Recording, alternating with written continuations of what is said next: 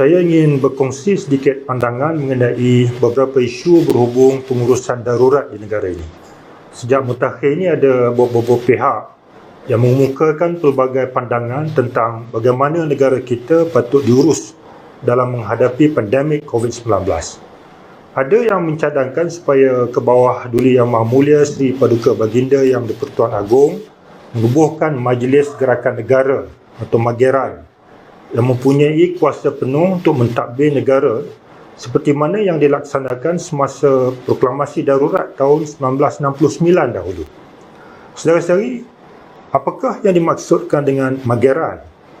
Seperti mana yang kita tahu, selepas Pilihan Raya Umum 1969, tercetus rusuhan kaum di negara kita yang mengorbankan nyawa. Pada ketika itu, kabinet baru masih belum dibentuk dan kerajaan yang ada adalah sebuah kerajaan sementara atau caretaker government. Sehubungan itu, ke bawah Duli Yang Maha Mulia Sri Paduka Baginda Yang di-Pertuan Agong pada ketika itu telah mengisytiharkan darurat pada 15 Mei 1969.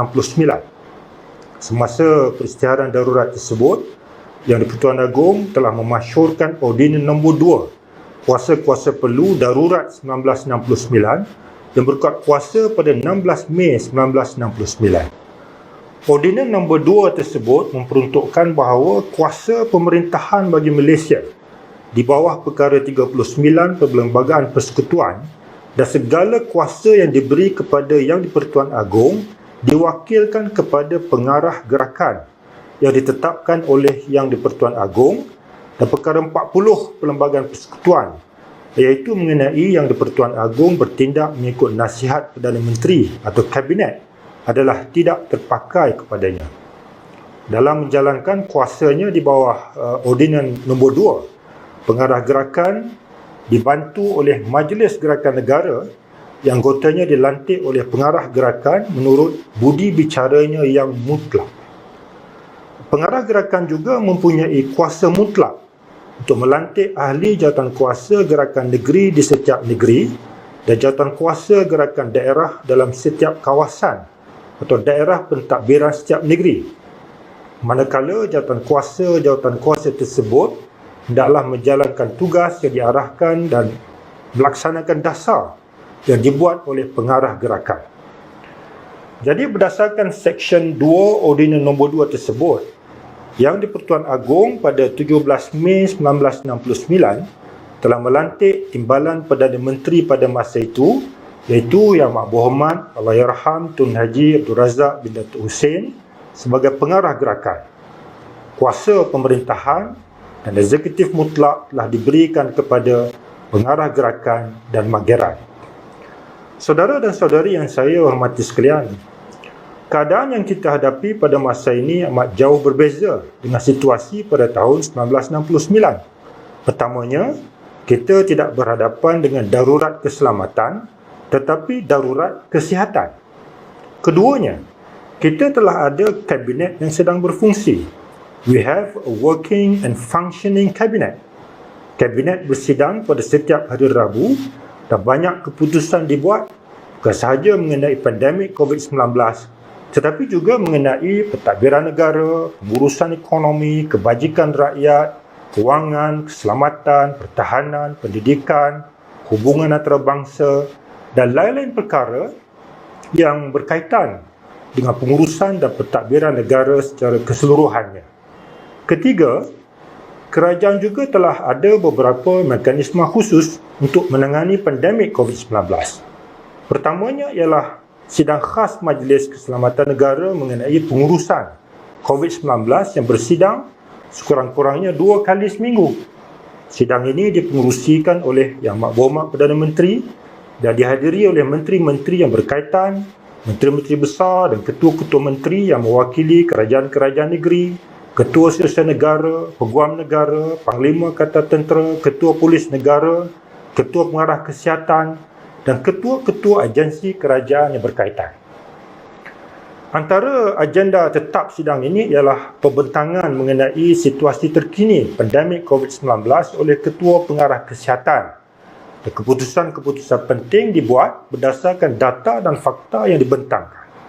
Ini termasuklah keputusan-keputusan untuk melaksanakan PKP serta sekatan-sekatan ke atas sektor ekonomi dan sosial demi mengawal penularan COVID-19. Selain itu, Yang Berhormat Menteri Kanan Pertahanan mempengerusikan jawatan kuasa teknikal sidang khas MKN yang memperincikan tindakan-tindakan susulan yang perlu diambil oleh kementerian dan jabatan yang berkaitan dalam mengurus pandemik COVID-19. Keduanya ialah sidang khas Majlis Keselamatan Negara mengenai darurat yang bersidang sekurang-kurangnya sekali seminggu. Sidang ini yang dipengerusikan oleh Yang Amat Berhormat Perdana Menteri membincangkan ordinan-ordinan darurat yang perlu dimasyhurkan oleh Kebawah Duli Yang Maha Mulia Seri Paduka Baginda Yang di-Pertuan Agong bagi membantu kerajaan menangani pandemik COVID-19 dengan lebih berkesan.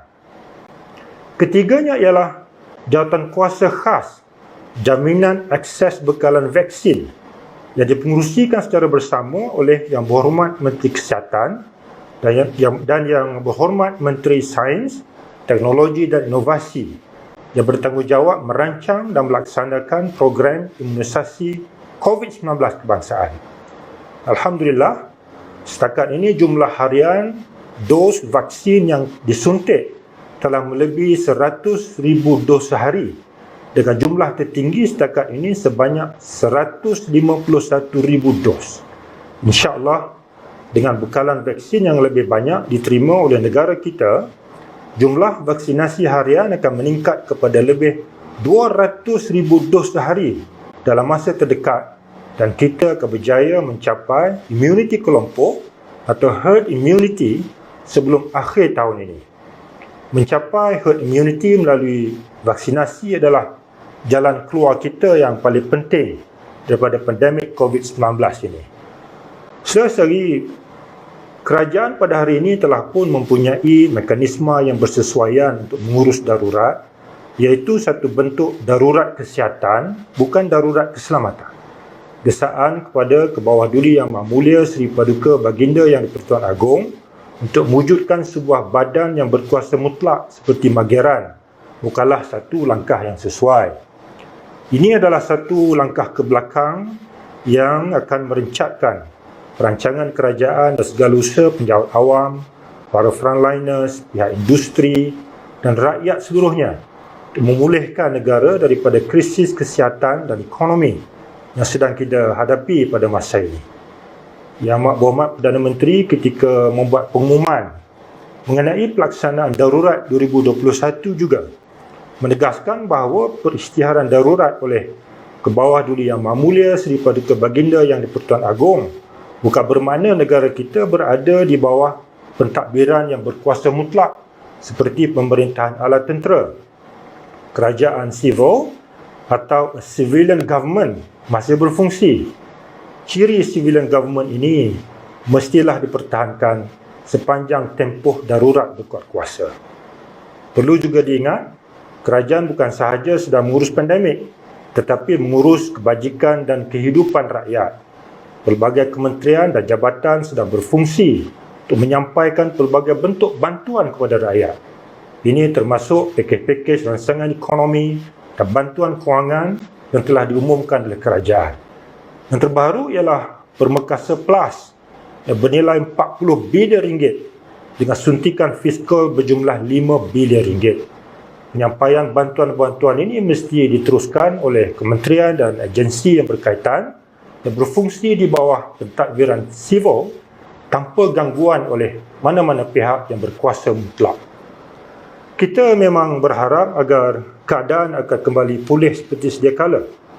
Apabila hampir kesemua penduduk negara kita telah menerima vaksin dan kita telah mencapai herd immunity yang dijangka sebelum akhir tahun ini, insyaAllah sektor-sektor ekonomi dan sosial akan dibuka semula. Kita akan lebih selamat daripada jangkitan COVID-19. Pada ketika itu, saya percaya aktiviti politik dan proses demokrasi juga boleh berlangsung dengan lebih rancak. We will be seeing a more vibrant political and democratic process. Bukan sahaja nak adakan sidang parlimen, nak adakan pilihan raya pun boleh. Jadi buat masa ini kita tumpukan dahulu usaha kita untuk mengatasi masalah COVID-19. Dengan proses vaksinasi yang sedang giat berjalan, dan PKP yang sedang berkuat kuasa. Saya percaya kita memerlukan sedikit masa saja lagi untuk keluar daripada krisis yang sedang membelenggu kita pada masa ini. Sabar, stay at home, insyaAllah kita akan menang.